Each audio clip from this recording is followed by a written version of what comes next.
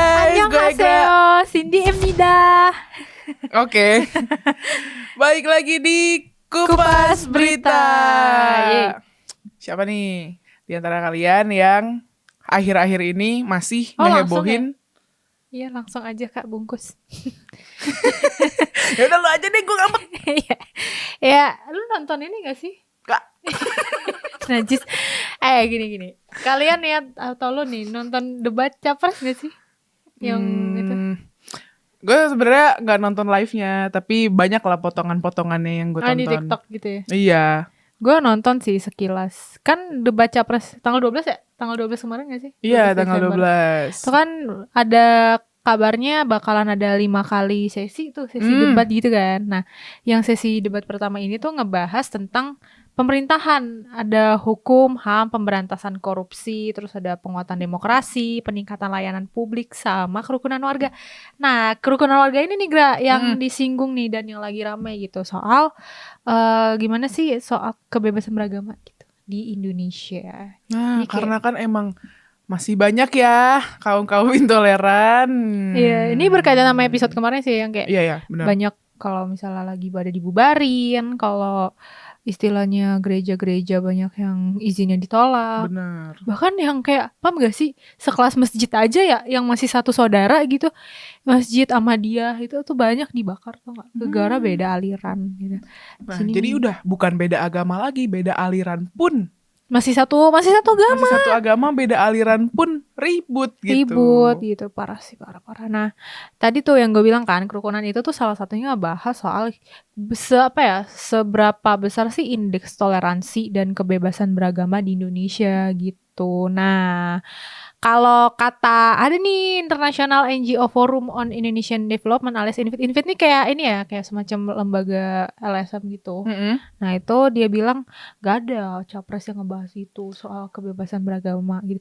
Mungkin ada tapi itu kayak implisit gitu loh, maksudnya nggak yang terlalu jelas banget gitu. Kalau kata INVIT sih bilang para capres nih kayak nggak ngebahas soal gimana sih langkah biar hak-hak beragama kaum minoritas tuh yang kalau mau ibadah susah banget harus nyari tempat di mana itu tuh biar bisa terpenuhi nih kalau mau ibadah harus di mall. Iya, gue memang nggak nonton live-nya tapi gue tonton ulang lah. Ya, gimana gitu tuh? kan. Nah, memang yang ditekankan pada saat debat itu ya memang ya itu HAM, korupsi, Ya HAM sih yang paling macem, besar gitu. Tapi kenapa ya nggak ada soal kebebasan beragama? Karena menurut gua HAM pun termasuk soal gimana caranya umat-umat beragama ini bisa mendapatkan haknya buat beribadah dengan tenang gitu loh. Itu salah satu hak bentuk HAM ya menurut gua gitu. Jadi ya sayang sih nggak ditekankan di situ gitu. Apalagi katanya indeks kebebasan beragama di Indonesia menurun, kata INVIT gitu. Jadi ya INVIT sih kayak menyesalkan gitu. Kenapa ya kok nggak dibahas? Soalnya emang indeks kebebasan beragama di Indo lagi turun banget. Jadi tahun kemarin tuh itu indeksnya 3,7, terus tahun ini 3,4. Kayak gara-gara ulah para kaum intoleran, terus adanya diskriminasi kayak bentuknya. Nah, diskriminasi yang gak usah jauh-jauh deh. Yang waktu itu sempat ada anak SD kalau nggak salah, dia tuh agamanya tuh kejawen ya? Kejawen. Iya kan, yang yang waktu dia dipaksa pakai kerudung, iya, yang terus dibully gara-gara dibully agamanya. fisik juga nggak sih? Iya, agamanya Yang beda. sama gurunya juga itu bego. Itu intimidasi sih kan, itu Iya. tidak mencerminkan kebebasan beragama sama sekali. Iya, tolong itu menurut gua harusnya pemerintah juga nantinya ya para capres-cawapres ngelihat sampai ke arah situ gitu. Tapi ya mungkin nanti bisa kita lihat nih gimana sih para pemimpin ini untuk merealisasikan janji-janji mereka soal kebebasan beragama gitu. Karena penurunan skor ini tuh dampak dari tingginya diskriminasi, Gra. Terus ada juga pelanggaran kebebasan. Yang tadi gue bilang, ibadah pada dibubarin, gereja dibakar, bahkan kelenteng sama Viara ada kasusnya itu dibakar juga. Nah, Kayak, itu dia. Nah, kalau menurut kalian sendiri nih di antara 3 capres nih. Ini kita netral-netral aja ya. Kita ngomong diskusi santai aja. Nah, menurut kalian gimana sih gitu? Menurut kalian yang mana capres yang mana paling berpotensi gitu? Yang paling buat meningkatkan indeks kebebasan beragama? Lu dukung siapa? Gue sih jujur Li nih belum tahu karena kan emang belum debatnya masih ada lagi kan? Iya, masih ada lagi ya. Nah, cuman kalau yang gue lihat ya dari info-info yang gue dapet nih, kalau semisal yang paslon nomor 1 nih, Amin nih. Amin ini dia ya. Nah, ini nih baru-baru ini ya. Kan gue kira tuh dia tuh nggak ada hubungan lagi nih sama Rizik CS. Iya. Sama itu. Ya, Nah, yang ternyata itulah. dia baru nanda tanganin 13 fakta integritas. Anjay, apa Sebenarnya emang fakta? emang perjanjian-perjanjian itu emang ya adalah beberapa yang apa ya, poin-poin yang memang sama lah sama nilai-nilai demokrasi kayak kedaulatan, persatuan NKRI, menjaga gitu, terus memperbaiki ekonomi negara, memberantas korupsi, bla bla bla bla bla gitu. Tapi ada juga nih Apa tuh? yang problematik gitu, Apa yang nih? nggak, ya menurut gue nggak sesuai gitu sama demokrasi, kayak menjalankan amanat anti penodaan agama, menentang kelompok-kelompok LGBTQ, terus wajib menghormati posisi ulama dan menaati pendapat ulama. Ya maksudnya mana sih Sin? Ya. Takutnya nanti malah gimana ya, kan pemuka agama nggak cuma ulama, Iya, ada benar, pendeta, ada apa. Nah, kebebasan beragamanya di sini di mana? Kan agama Indonesia nggak cuma satu gitu. Kalau kemarin Mas Gibran gue ngelihat yang di TikTok itu dia ada nggak tahu talk show apa, jadi dia ditanya, ini masuk FYP gue nih. Nah, itu katanya ada yang nanya kalau semisal Prabowo Gibran ini jadi presiden, kita yang warga negara Indonesia yang keturunan Cina ini bagaimana, aman tidak? Terus dia jawabnya aman, apa segala macam. Itu kan ya lumayan penting juga ya, maksudnya kan warga negara gimana ya, kan Cina ini sering dapat intoleransi kan, kaum Tionghoa kan, karena agamanya juga, karena rasnya, apa segala macam. Nah kalau Pak Ganjar ini, gue belum dapat infonya gimana nih kalau Pak Ganjar. Pak Ganjar ya kabarnya ya ini mulai bukan ya belusukan gitu ke berbagai gereja buat menjalin komunikasi soal kebebasan beragama juga sih, banyak menyambangi gereja Katolik, gereja Kristen yang gue lihat gitu. Jadi ya. Cuman back to the yang tadi tuh, itu menarik sih dibahas soal fakta integritas ya. Kalau misalkan nih posisinya si Amin ini harus mentaati posisi ulama dan menuruti pendapat ulama. Kayak lu tahu ya, maksudnya ulama-ulama ini nih kayak CS-an sama Rizik gitu kan. Which is yang sangat-sangat radikal. Otomatis ketika nanti si pasangan Amin ini menuruti pendapat ulama, bukankah akan berpeluang besar Indonesia bakal jadi negara penganut syariat Islam?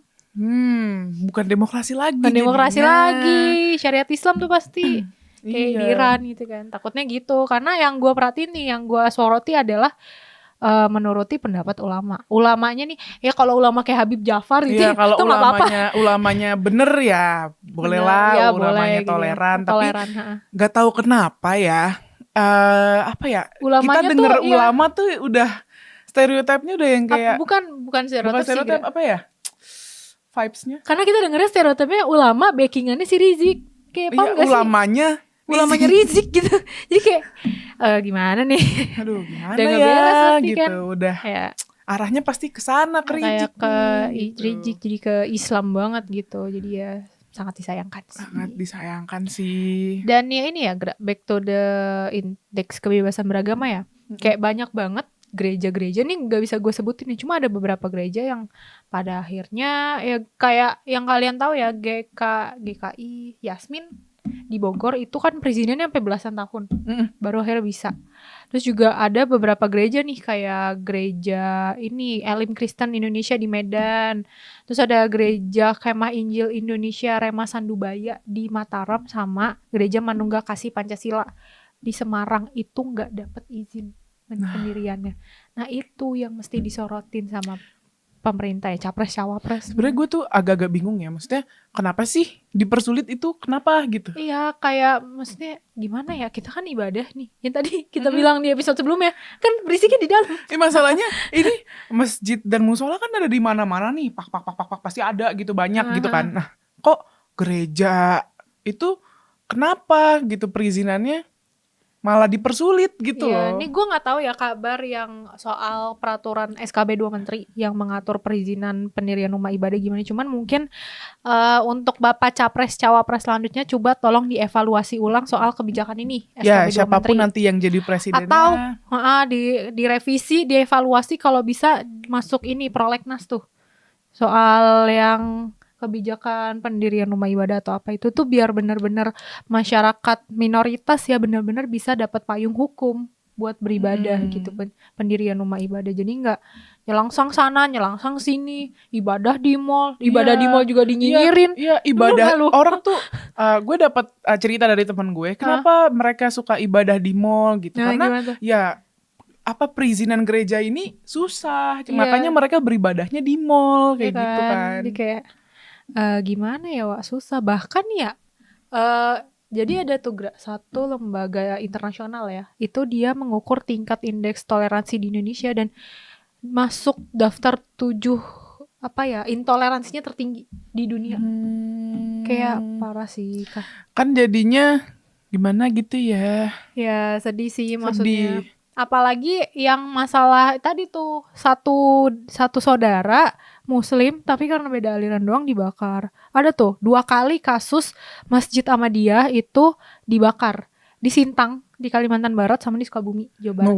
Bahkan ya Gra, yang di Sukabumi ini itu madrasahnya disegel. Disegel buat belajar karena beda aliran. Beda aliran kan kayak gini loh, Ahmadiyah tuh punya beberapa bawahannya kayak misalnya soal sekolah ya pendidikan ada madrasah Ahmadiyah gitu-gitu. Nah itu disegel, masjidnya dirusak, dibakar.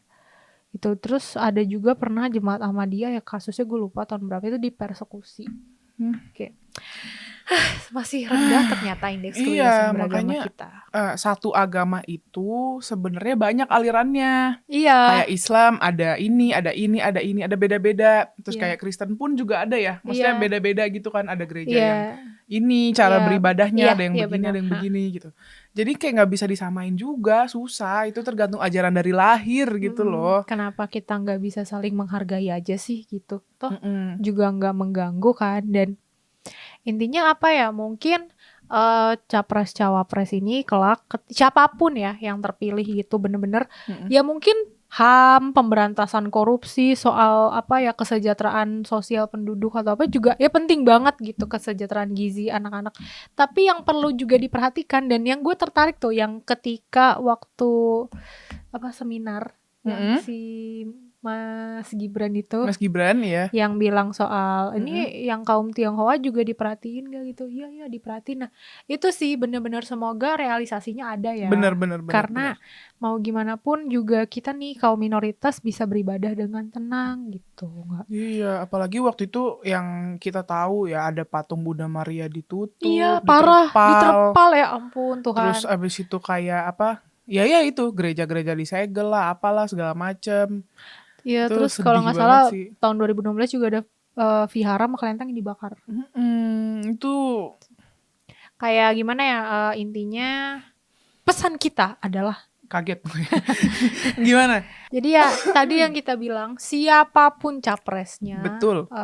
Semoga kasus menurunnya indeks kebebasan beragama ini bisa jadi evaluasi bersama ya, terutama para pemerintah pusat, capres cawapresnya biar bisa ngelihat nih apa sih kebijakan yang mesti diambil. Terus juga tadi yang gue bilang gitu, semoga nih SKB 2 Menteri ini bisa disegerakan jadi undang-undang, bisa masuk prolegnas biar warga-warga minoritas yang mau mendirikan rumah ibadah tuh nggak nyelangsang lagi, paham gak sih kayak gimana nih hukum kan, yang lagian jadinya bingung kan, IMB-nya nggak keluar, terus abis itu mau ibadah di gereja nggak ada gerejanya di daerah situ, terus abis itu mau ibadah di rumah dibubarin kan, kayak udah mau berdiri pas mau maksudnya bangunannya udah mau berdiri terus kayak mana izinnya susah, izinnya susah, terus mau ibadah dibubarin sama orang, gitu, aduh sedih. Ya intinya itu ya, tolong Bapak Capres, Cawapres, semoga siapapun yang jadi presidennya semoga bisa memberikan ruang buat kaum minoritas untuk bisa beribadah dengan tenang. Ya, betul. Oke, itu aja yang bisa kita bahas di Kupas Berita kali ini. Ya. Jangan lupa like, jangan lupa like, comment, subscribe channel ini. Stay tune terus di program kita di Kupas Berita. Apa Bu? Ya, apa nih? Jangan lupa apa? Nyalain lonceng notifikasinya supaya kayak nggak ketinggalan gitu. Oh, udah ada video baru seperti itu. Oke. So happy. Oke guys, see you di episode selanjutnya. Bye bye.